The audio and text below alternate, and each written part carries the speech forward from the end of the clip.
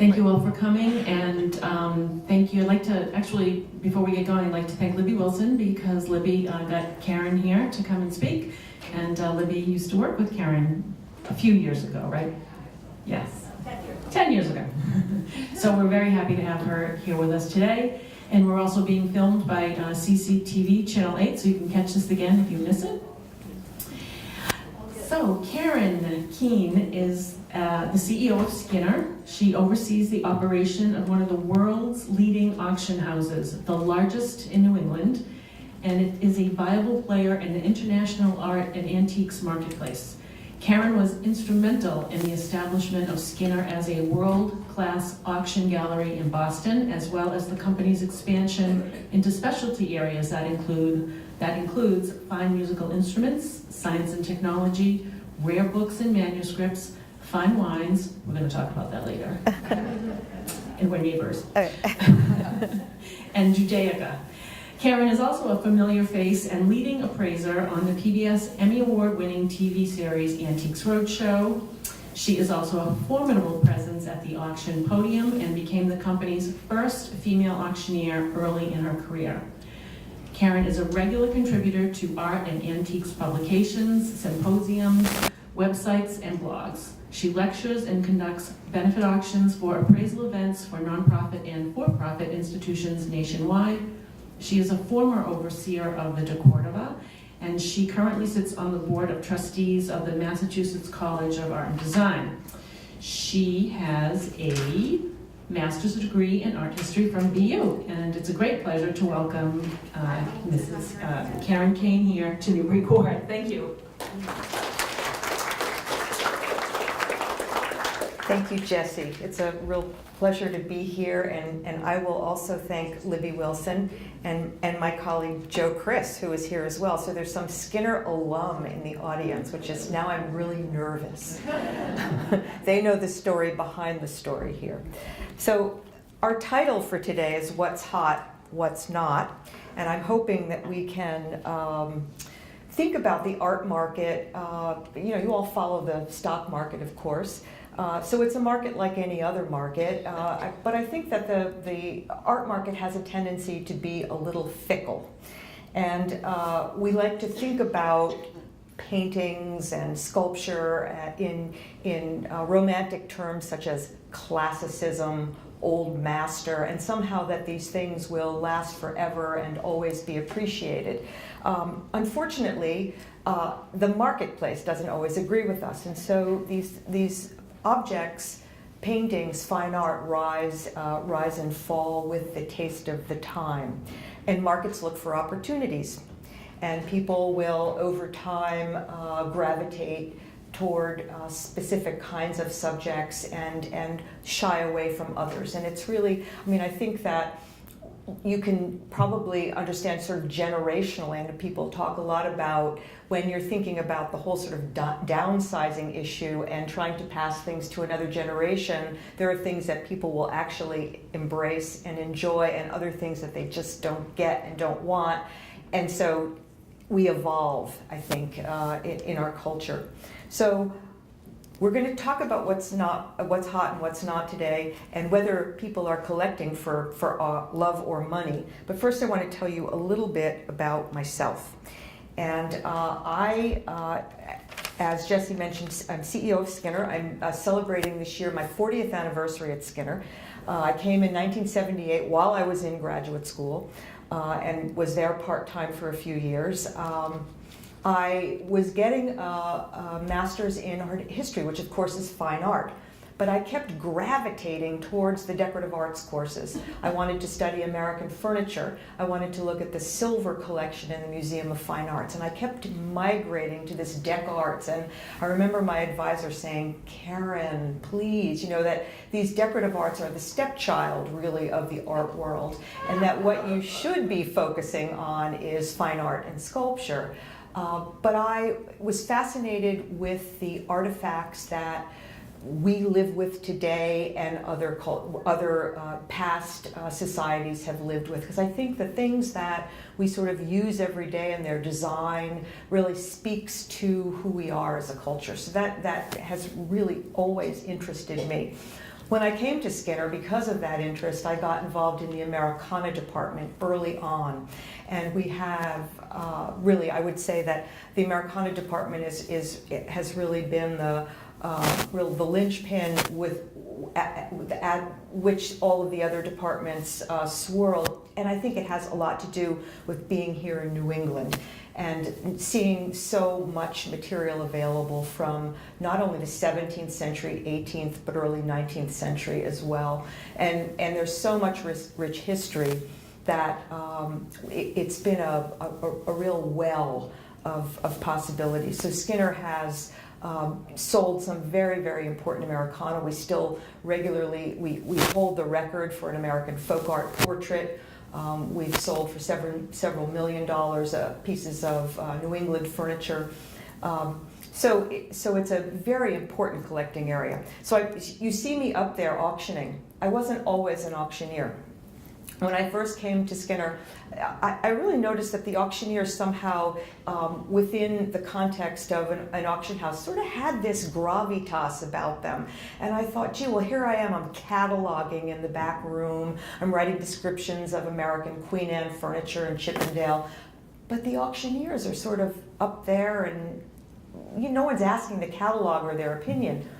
So I suggested to Bob Skinner that I might, well, what do you think, Bob? I'd love to auction, And he looked at me and he said, oh, Karen, women's voices, you can listen to them for a while, but after a long time, I don't know if this would be a good thing. I went, oh, this was like 1982. So I went, okay. So I had a friend who was in a rock and roll band, and he had a little studio in his apartment in New York City, and we did a faux auctioning tape. And he had crowd noises in the back, and I was auctioning away, do I hear 200, 250, 300, 350? And he put this little demo tape together for me. So Bob Skinner and I were on a house call together. This is, when you go actually visit someone in their home to look at the antiques that they might be interested in selling, in auctioning. And so we were driving someplace up in Vermont, and he had, so this is 80s, right? He always drove a Mercedes, and it had the tape decks. And so I said, I have something I want you to hear. And I plugged it into his tape. We're like in the car. He can't go anywhere. He can't walk out of the room, right? So I plugged it in. He listened to it. It's like, it's not that bad. So he gave me a shot at auctioning. And he gave me some very good advice. He said there will be people in the audience that think you're terrific.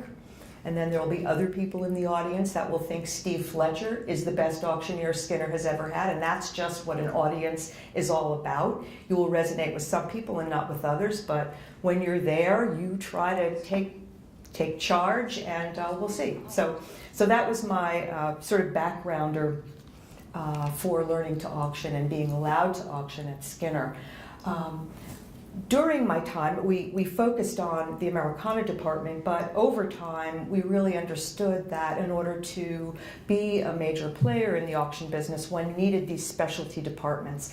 And so Joe Chris ran our rug department at Skinner for many years, and these specialty departments allowed us to handle a real range of artifacts. And this also feeds into these markets that rise and fall, because they don't always go up. And when some markets are going up, others are going down. So it's almost in a way to diversify a portfolio. So our jewelry department we're talking about what's hot. The jewelry sales these days are very important, a very important department at Skinner.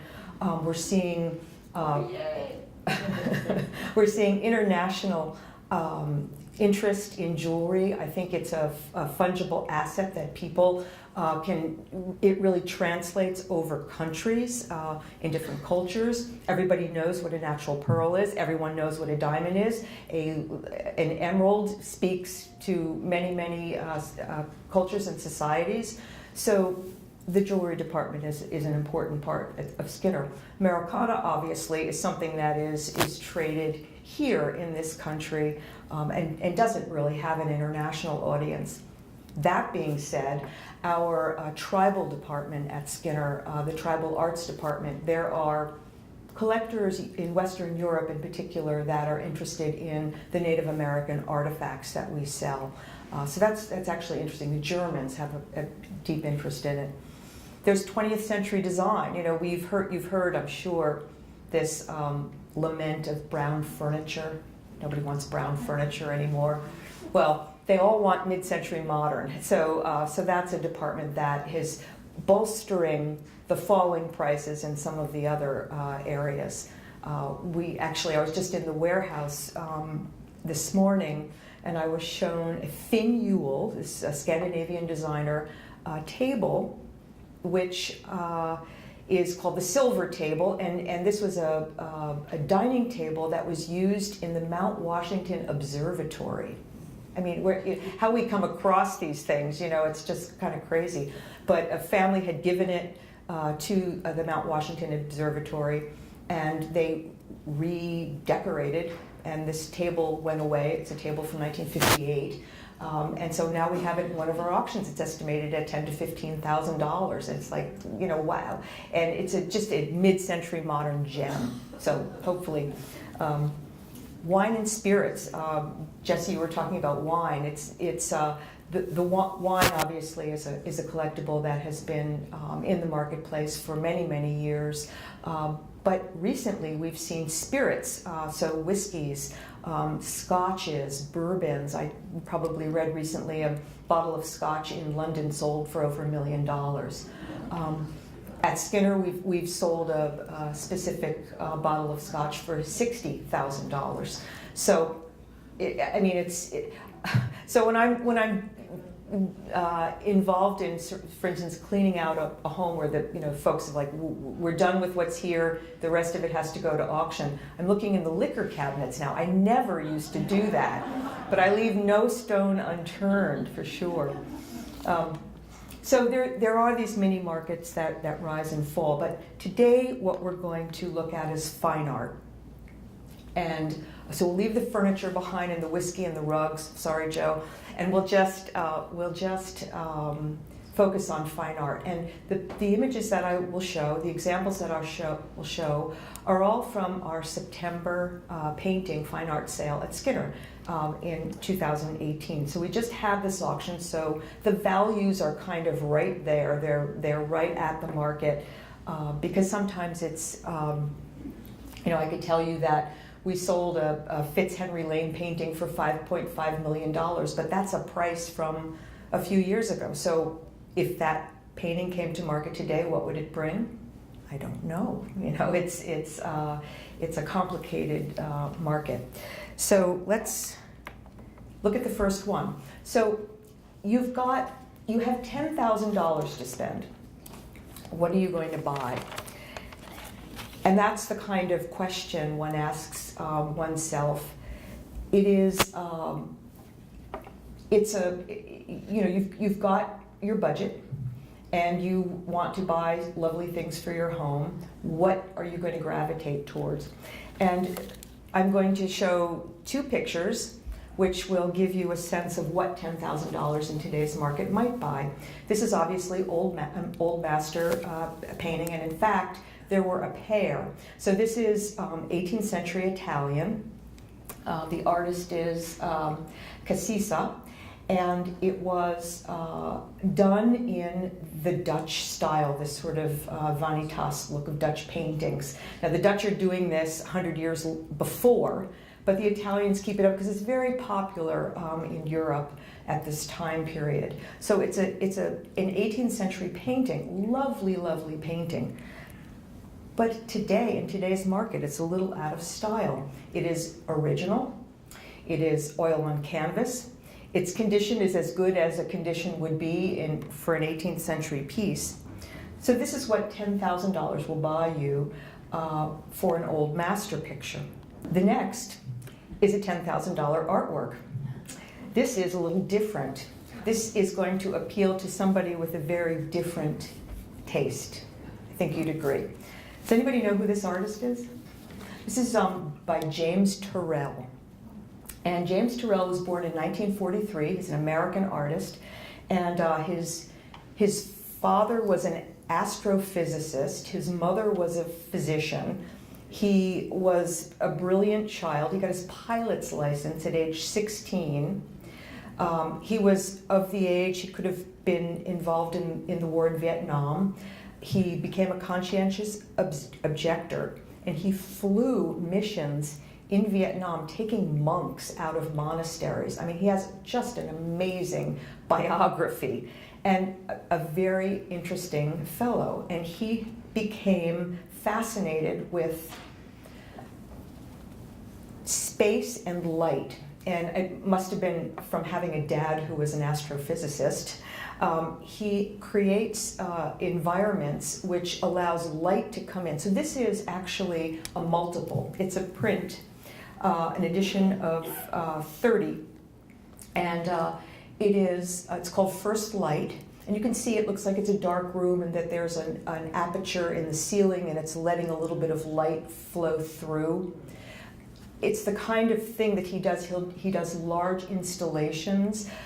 Mass Mocha out in Western Mass, which you guys done field trips out to Mass Mocha. If you haven't, you must do that. It's wonderful exhibition space.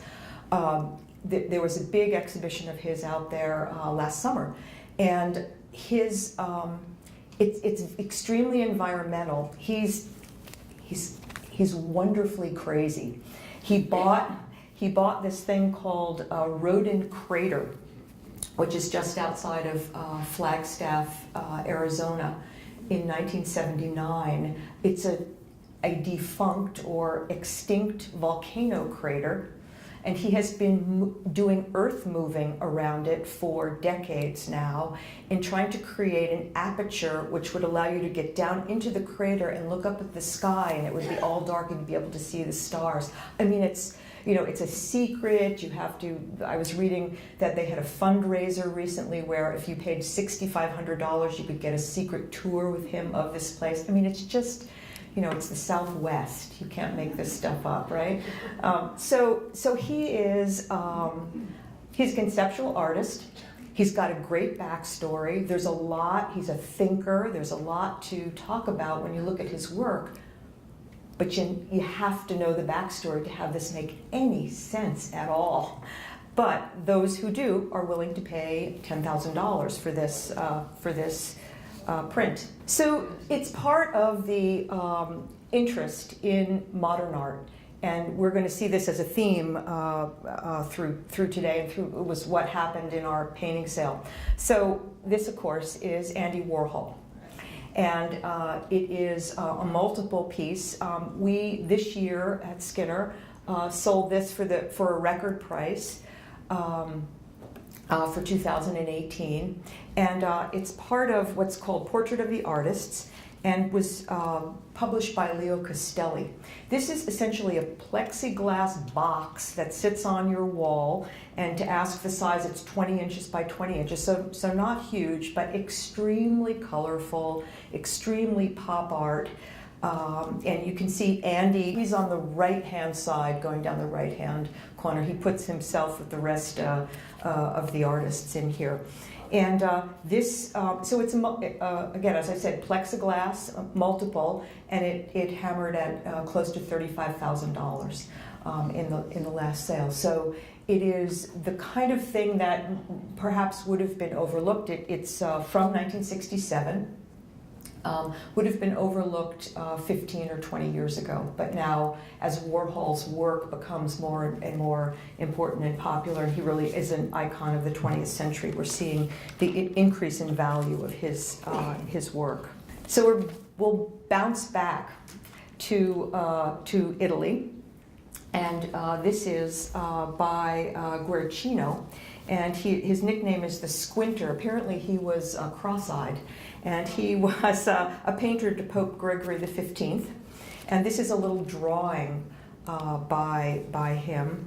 And it was bought by a collector who loves drawings and just buys drawings actually from us. But he buys at just the top of every, he doesn't focus just on Renaissance, he doesn't focus just on old masters or 19th century. It's just through every time period, but he loves drawing. He loves the vigor and the sort of primacy of a drawing. And so this piece was made in preparation for an oil painting that he did. It's of St. John the Baptist, and which that painting currently hangs in Vienna. This is a tiny little drawing. This is only 10 inches by 7 inches, so it's a little sort of preparation.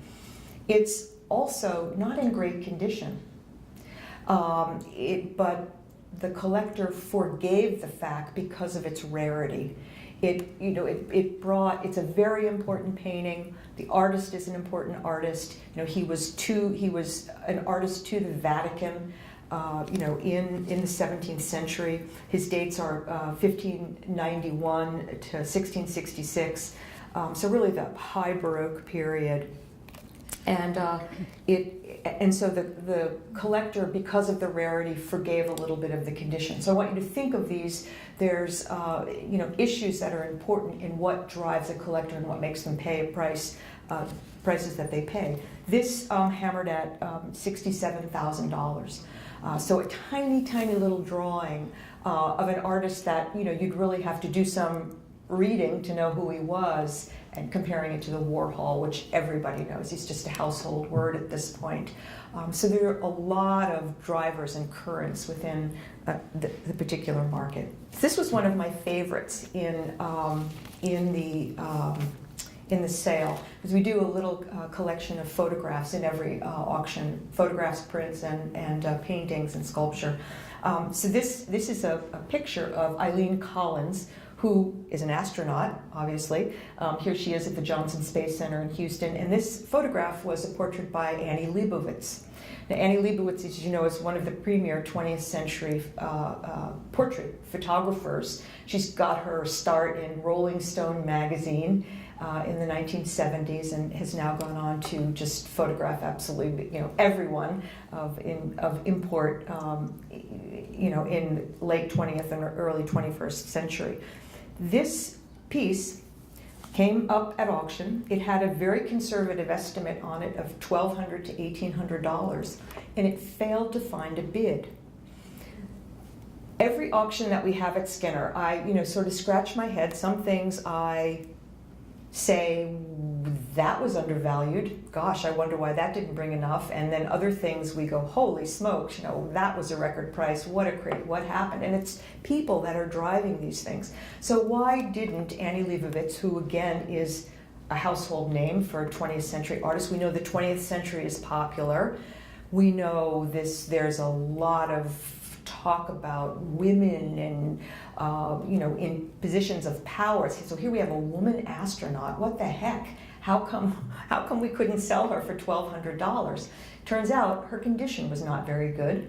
So Leibovitz she's got a fairly large body of work out there in the marketplace, and the signature was terrible. I mean, I went up to Michel Lamounière. It's like, there are things I lust after. It's Skinner, and I can't have it all. In fact, I can have not very much of it.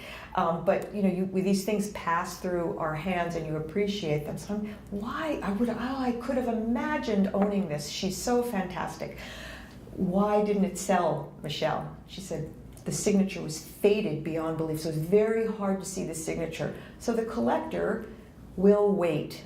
Perhaps another one of these will come up into the marketplace. And just because of a faded signature, it didn't make the cut.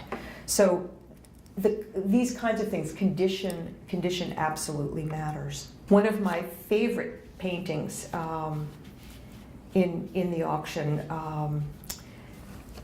was this Stuart. So this was by Julius LeBlanc Stuart, who's an American artist who lived in Paris. He moved to Paris when he was 10 years old, and so grew up in France.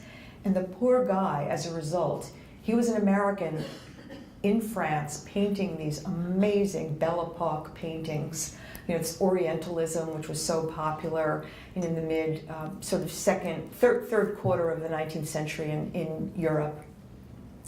a master of a painter. But he kind of was a tweener because he was an American painting in Paris. So the Parisians were like, sorry, he's an American, you know. So he didn't get their attention. And then he painted so many European scenes that the Americans were like, well, if he had only painted Boston, you know, then we could have like embraced him. So because they were European scenes, it was hard for the market to understand him. And I think this picture was undervalued. Now, it's not anything that I am in the marketplace for. It fetched $135,000, so that's a lot of money, certainly. But you know, when you look at the whole market and understand the tour de force of his work, he studied. We'll see a picture by Gérôme at the end from the sale. Interestingly, he was a student of Gérôme, the French painter, and notice the little crescent moon. It's and this very atmospheric light. The Europeans were turning to the east and really romanticizing. We call it Orientalism, romanticizing Chinese culture, Japanese culture, Middle Eastern culture. And it said that this Stuart kept these parrots. You know, one of the French ladies. There's an Oriental carpet laying down in front of them. I don't know, Joe. What kind of carpet is that? Do you think? Hamse. Okay. And there's a parasol. So they're also on a divan, which is Chinese. So it's really embracing this sort of exotic Orientalism. And amazing condition, but aesthetics matter. I mean, this is just a beautiful, beautiful thing, and it speaks a little bit of John Singer Sargent, but a Sargent of this size, of American painter painting American scenes, the value would be, tenfold compared to the value of this.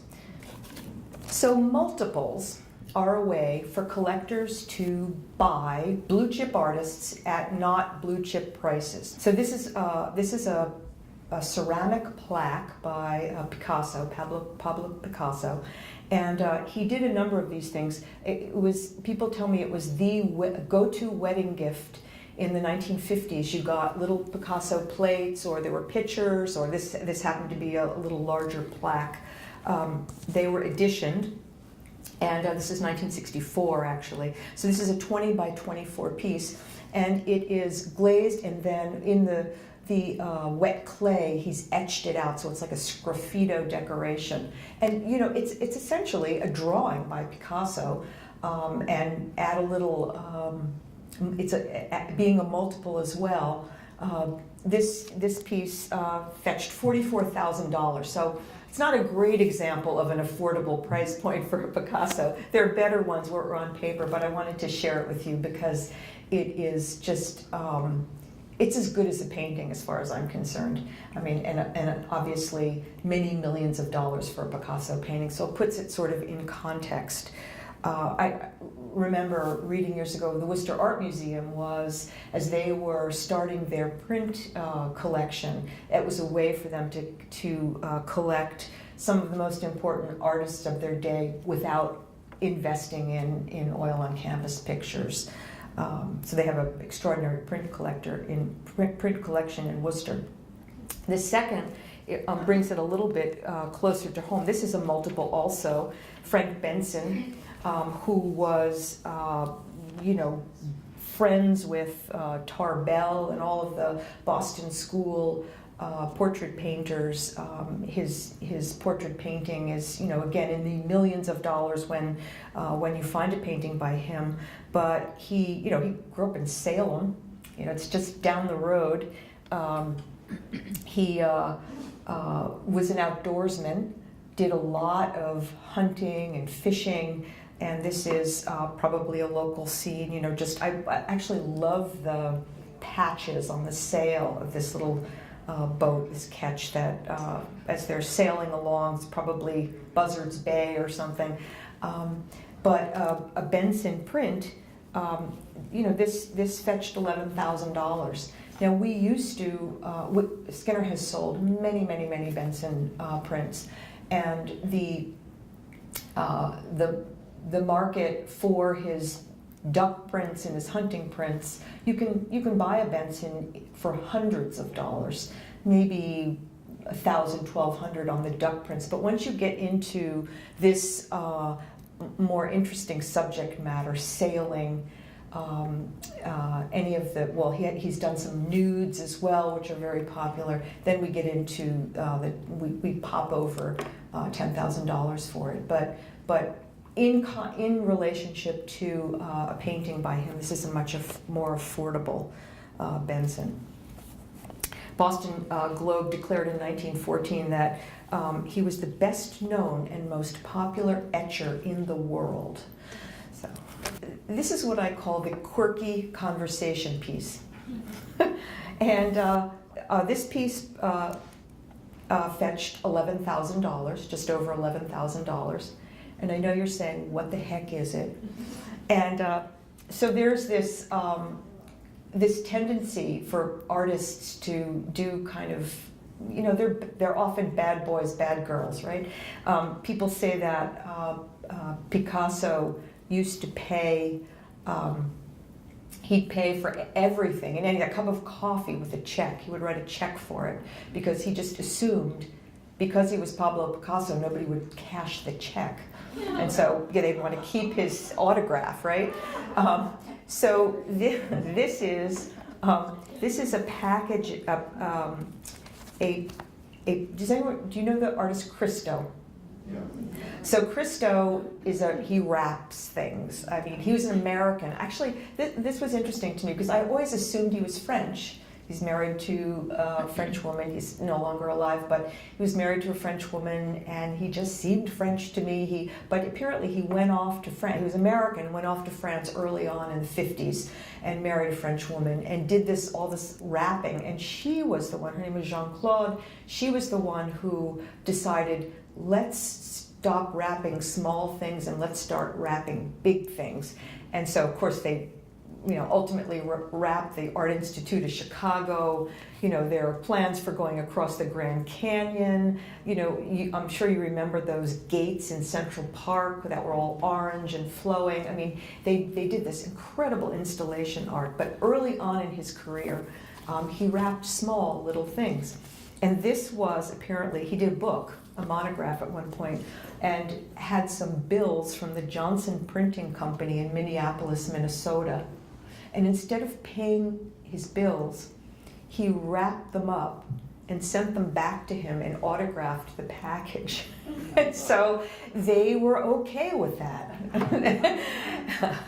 So they kept it as an artifact. And he got away with not paying for the printing job that they had done for him. This was in the auction at, I don't know, it was maybe a $3,000 to $5,000 estimate on it, because it was a small little piece. It's like an envelope, but I think certainly a conversation piece were you to have it lying on the table in your coffee table or whatever.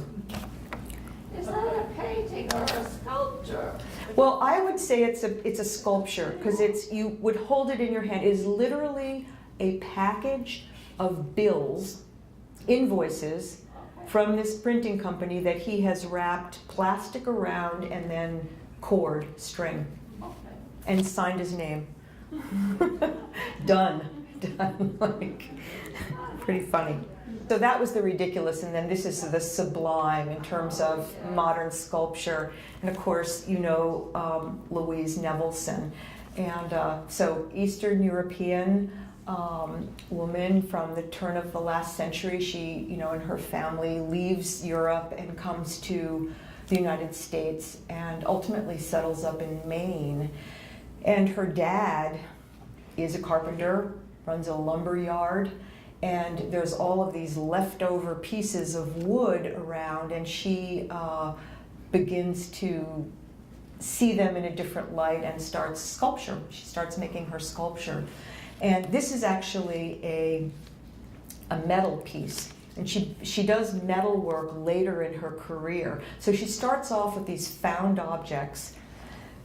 They're often wall mounted, not terribly large, and then either spray painted or painted black, matte black, or a white. So it's very sort of modern. It's 50s, 60s. This piece is 30 inches, so it's actually a maquette for a larger sculpture. As she becomes popular and becomes a much more important artist, she's unable then to work in wood. There are people, sort of like when Bob Dylan, went from playing an acoustic guitar to playing an electric guitar.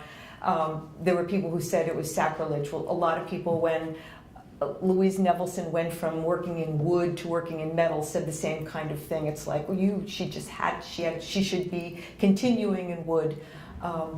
But it's abstract, it's joyful, it is, she studied at Art Students League, and she's an important, iconic woman artist of the 20th century. This piece brought $73,000, and I would describe it as, she's kind of trending at this point because of this look to women artists that often people talk about having been ignored when you compare price points with the contemporary, people who are contemporaries in their day. I wanted to end with this Jerome. So do you notice the crescent moon up there? It's a little more apparent in this one. So this was the highlight actually of the auction in September. This painting sold for $423,000, and it is a sort of peaceful, really interesting subject. Again, part of the Orientalism that was so popular in the third quarter of the 19th century by Jean-Léon Gérôme.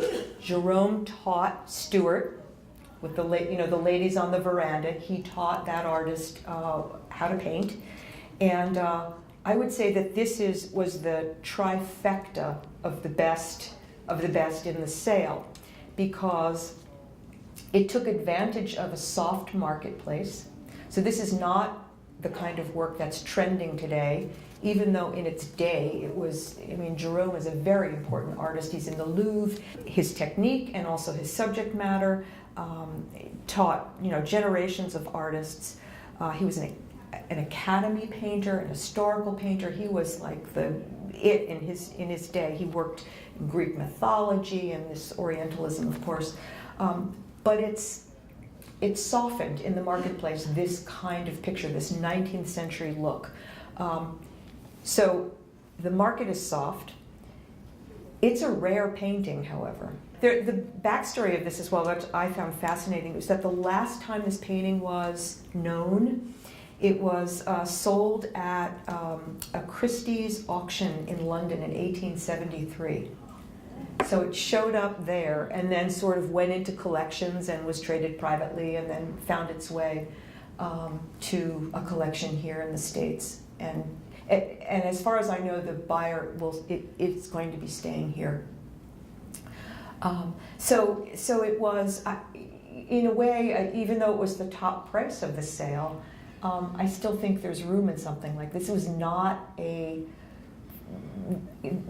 all of the right reasons to buy a picture. It's just condition was superb.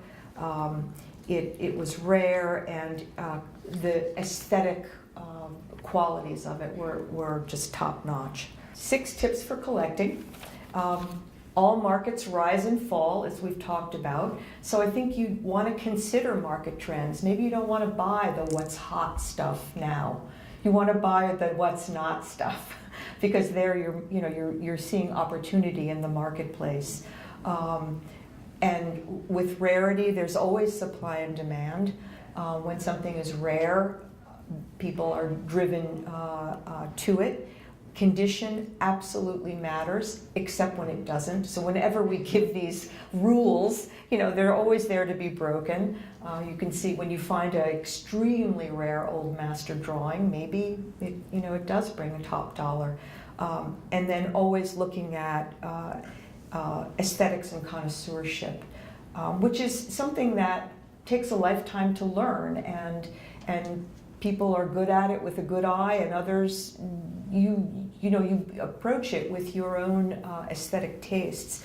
But at the bottom of it all, you should buy what you like, because you're living with these things, and they, I think, enrich our lives. My question is, I was involved with Skinner back in the day when I was selling a collection of early American Indian artifacts and Peruvian textiles and artifacts.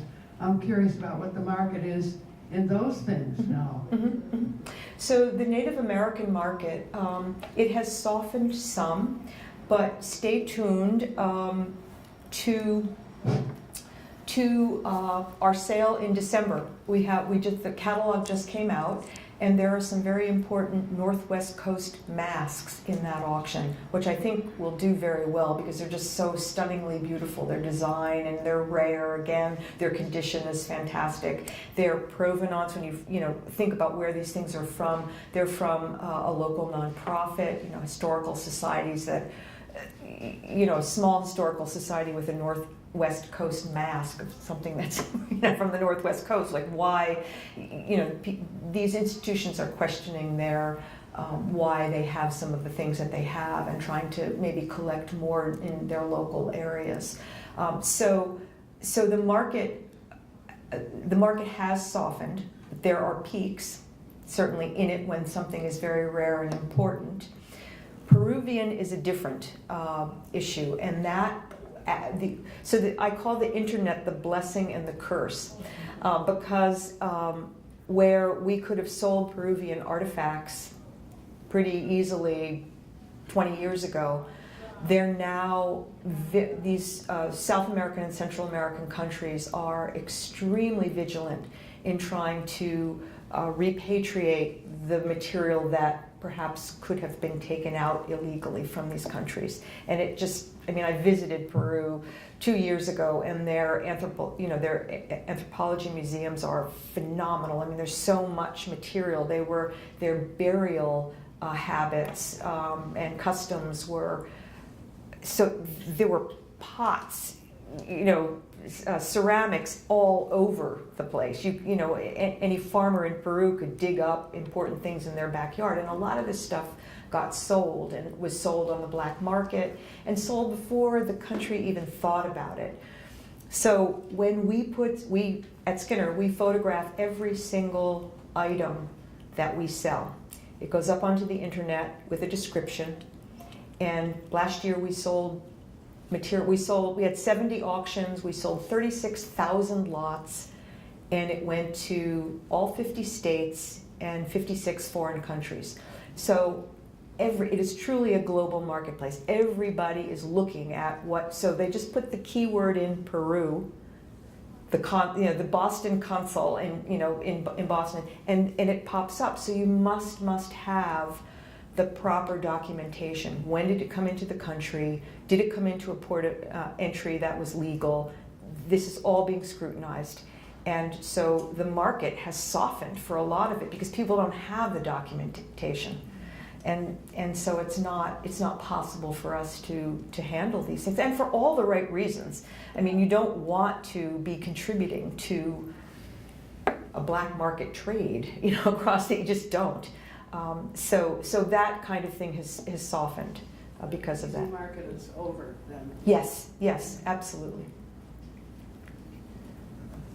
When we were breaking up our home a number of years, we came across in the basement, in a box with some obviously very old newspapers, a set of 12 hand-painted china plates, very fine china. It had been made in Bavaria, and each one was hand-painted. There were matching cups. It was the kind of thing you would use in a ladies' tea service, perhaps, or dessert.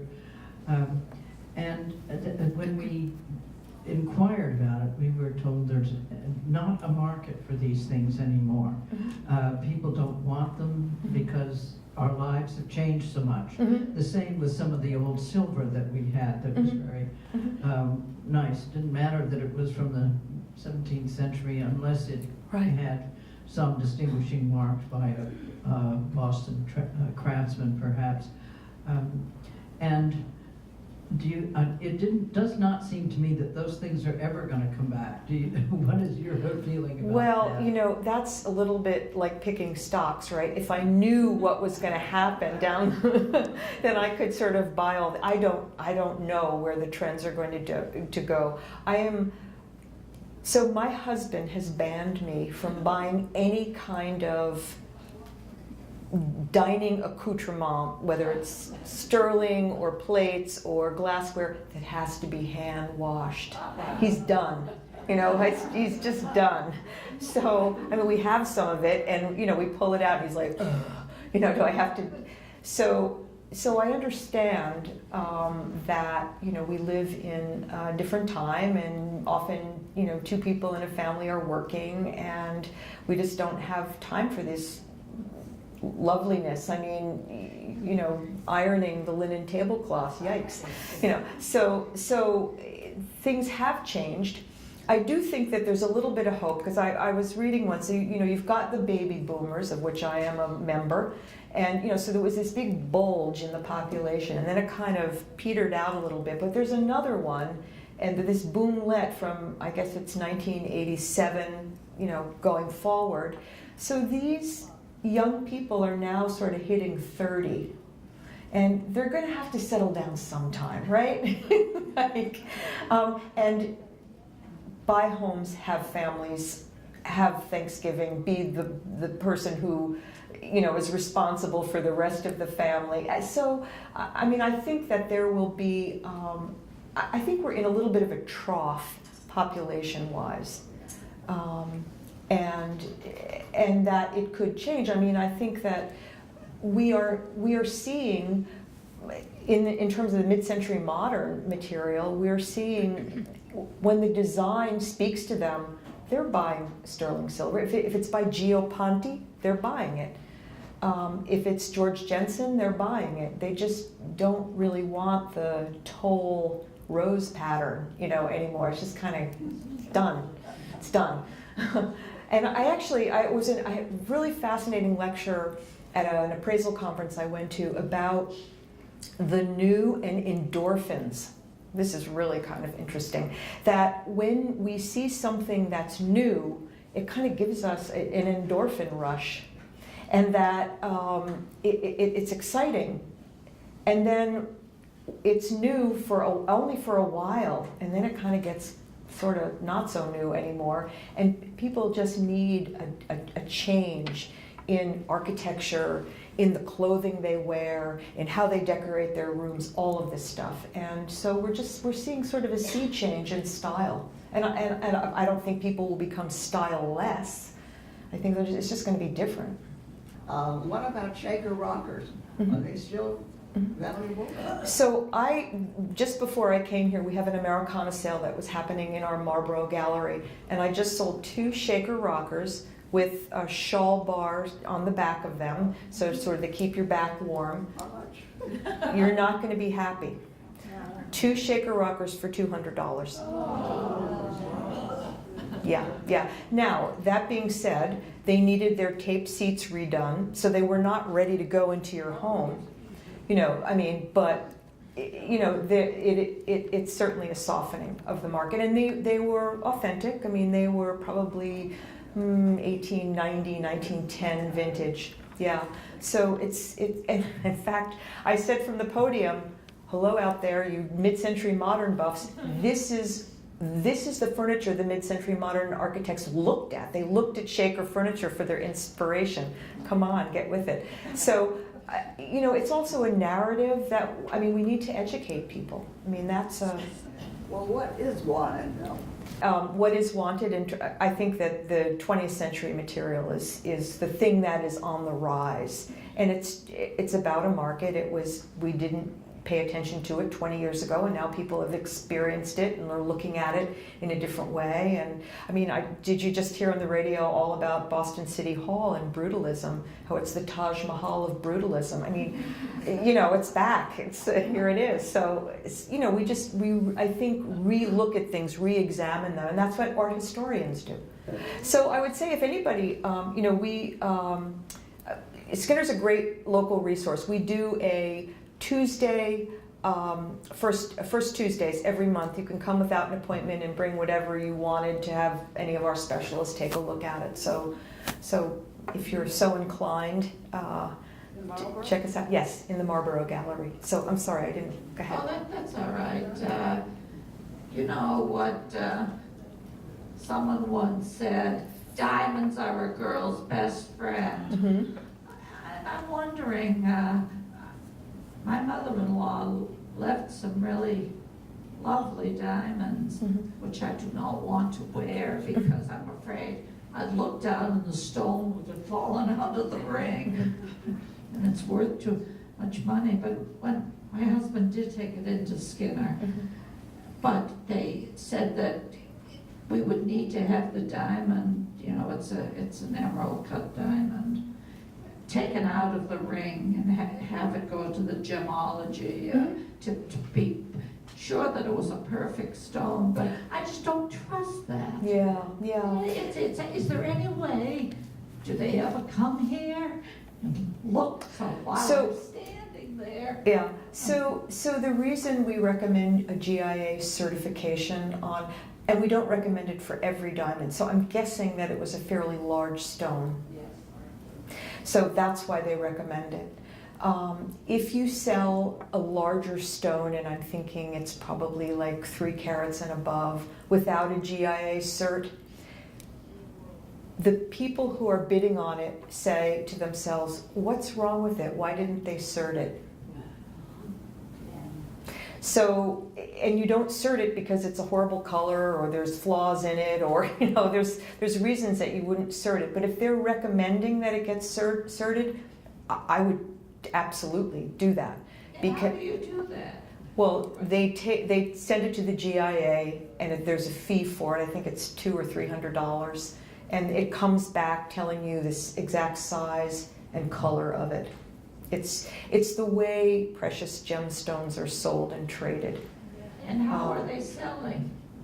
Well, In other words, my question is this: it happens to be a 2.5 carat emerald cut, supposedly a perfect stone. right. But my question is, if someone wanted that, why would they not just go to the jeweler and buy? I mean, why would somebody buy? But my feeling is they want to get a deal. Is that right? Well, one of the things that I say about auction is that it is driven by greed and avarice. So, you're right. Everybody does want to get a deal, but not everybody does get a deal, unfortunately. Right. So what you have to feel comfortable with is that you've got a reasonable estimate. I mean, the thing about gemstones is that it's a commodity. I mean, there's a JCK. There's a report that comes out every day that tells you how much diamonds are worth, just like oil. You know, so they will figure. And that's why they've got all of these machines. You know, they're weighing them. They're looking at the color. There's refractories. You know, looking at whether there's flaws in it. So it's a much more scientific analysis of a thing than me talking about this Jerome painting. You know, we're talking about very sort of ethereal, you know, how beautiful it is, and notice the crescent moon, and it's atmospheric, and, you know, but it's just a canvas with paint on it, right? I mean, but with a gemstone, that's a real thing. I mean, not everybody in the world understands this painting, but most everybody will understand a diamond, and so we've got a whole belief system, wrapped around what they are worth. So I wouldn't hesitate if they've recommended to get it certed. Okay, but my very last question. Sure. Which is, I don't have a necessity to sell them, so would I be better off holding on to them? Will they appreciate in value? I mean, of course you can't add, you don't have a No, crystal no, but I would ball. say this, they're small, they're not going anywhere. You know, I mean, you might see a little dip in the market, but I think that it's more of a constant. Although, you know, as I said in the beginning, I've done this for, 4 decades now, and you do see dips.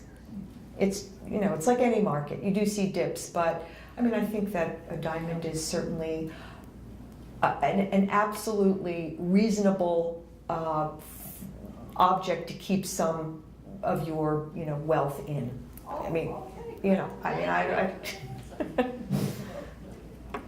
whether you wear it or not, When I was there, I think we had probably about 20 departments, and you've just given a wonderful view of the art department. Mhm. But could you tell everybody about some of the other, list them off or something, how many other things you deal with? Sure, yeah. So as I actually had a little list here, let me see if I can go back and find the whole thing. Well, okay, I can probably do this off the top of my head. So we've got the fine art, which is in that is paintings and photography, as I've mentioned, and sculpture. There's a European furniture and decorations department.